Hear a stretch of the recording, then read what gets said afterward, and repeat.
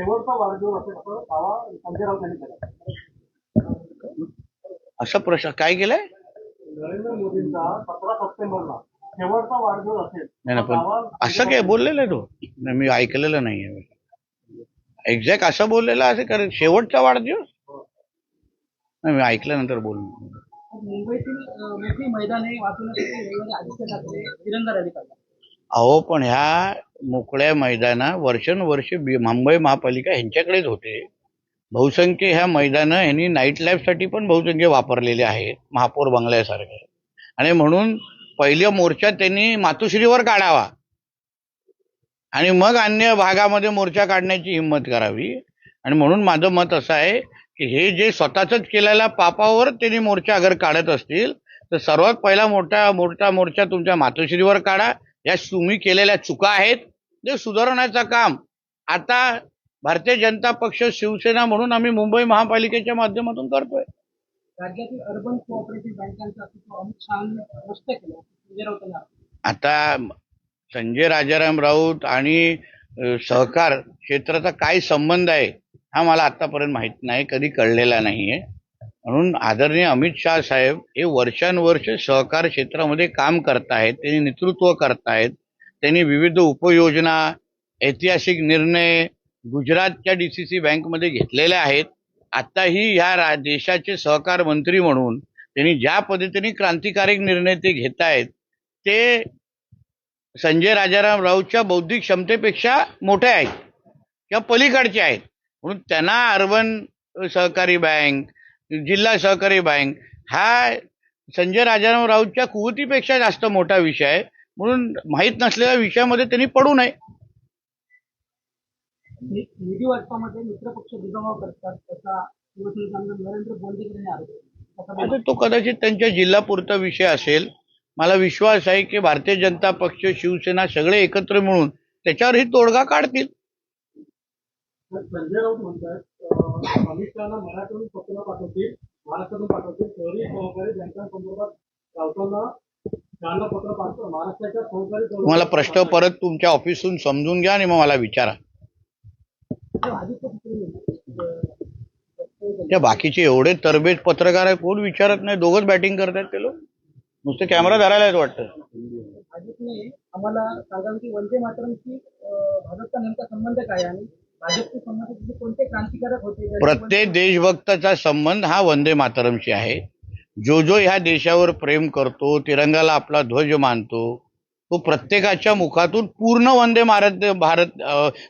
मातरम निघतं. म्हणून आदित्य ठाकरे सारख्या राजकीय धर्मांतर झालेल्या व्यक्तींनी आम्हा लोकांना वंदे मातरमचं महत्व समजू नये.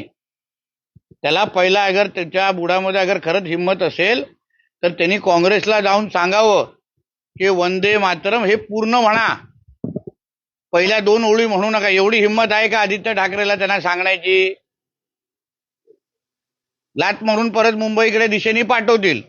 म्हणून आम्हाला देशभक्तीचे सर्टिफिकेट मागण्यापेक्षा पहिलं तुमच्या राहुल गांधीकडे देशभक्तीची सर्टिफिकेट मागा, मग आम्हाला बोला.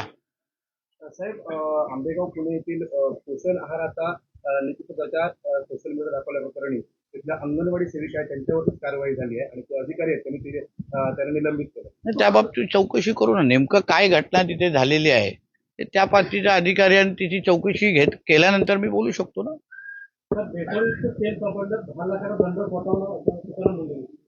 भेसळ मग चांगली गोष्ट आहे ना.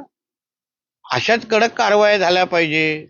आमच्याही सिंधुदुर्ग जिल्ह्यामध्ये असं आमच्या कानावर आलेलं आहे, जे हे काही फ्रूट विक्रेते शहरामध्ये बसतात, जे काही केळी विळी आहे ना 2-2 तासात केमिकलमध्ये बुडून विकतायत. मी इकडच्या संबंधित अधिकाऱ्याला सांगितलेले आहेत. आता कणकोलीमध्ये कोण बागबान नावाचा व्यक्ती आहे, तो सगळे जे काही त्याचे खालती असलेले फ्रूट सप्लायर आहेत ना, त्यांच्या हातात जे केळी जे विकतायत ना ते 2 तासात ड्रम मध्ये टाकतात आणि काढतात आणि विकतायत. मग अशा लोकांवर कारवाईच करायला पाहिजे. उद्या आमच्या जीवाशी खेळत आहेत. कॅन्सरचं प्रमाण बघा कसं वाढलेलं आहे. कुठल्या केळी 2 तासात उगवले जातात ह्याचे जरा टेक्नॉलॉजी सांगावं. म्हणून आमच्या जे संबंधित खात्याच्या माध्यमातून कारवाई होणारच, याच्यापेक्षाही कडक कारवाई होणार. लोकांच्या जीवाशी अगर कोण खेळत असेल ना तर निश्चितपणे कडक कारवाई होणार. सुनेत्रा पवारांना ज्या काही नोटीस आलेल्या आहेत ते पक्षांतर्गत आहे. त्याच्यामध्ये भाजपचे काही हस्तक जे पवारांच्याच पक्षामध्ये आहेत. मात्र महाराष्ट्रामध्ये महिला सुरक्षित असेल तर 2,000 रुपये देऊन काय फायदा, हे सरकार घोषणाबाद करताना नाना पटोले म्हणतात. पण हे नाना पटोलेंनी म्हणावं असं काय, त्यांच्या पक्ष आणि त्यांनी जे काही महाविकास आघाडीच्या काळात त्यांनी जे काही माता भगिनींबरोबर जे काही व्यवहार केले याबद्दल पण कधीतरी मग नाना पटोले साहेबांना हिशोब द्यायला लागेल. आणि म्हणून दुसऱ्यांच्या पक्षातल्या महिला पदाधिकारी आणि नेत्यांबद्दल बोलण्यापेक्षा तुमच्या काँग्रेस पक्षामध्ये महिलांना किती महत्त्व आहे याबद्दल थोडं वेगळं पुस्तक आम्हालाही लिहायला लागेल. मग गणेश चतुर्थीचा उत्सव हा आमच्या कोकणासाठी सर्वात मोठा सण असतो.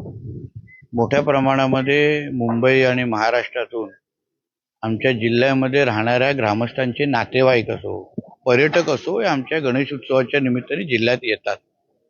आणि साहजिकच त्याच्यामुळे जी आत्ताची जी यंत्रणा आहे, रस्ते, वीज, ST, विविध गोष्टीवर ताण पडतो.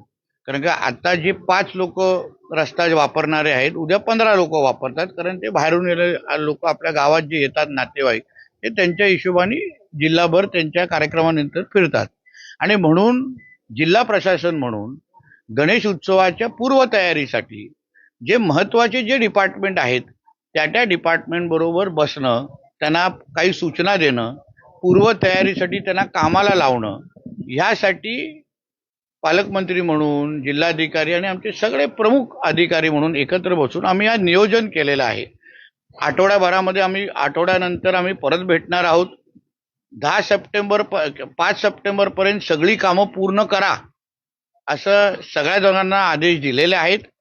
आम्ही ह्याचा पुढचा 2 बैठका घेतल्यानंतर मी स्वतः जिल्ह्याच्या काही भागामध्ये मी रस्ता पाहणीसाठी, विविध गोष्टीच्या पाहणीसाठी अधिकाऱ्यांसोबत मी स्वतः फिरणार आहे.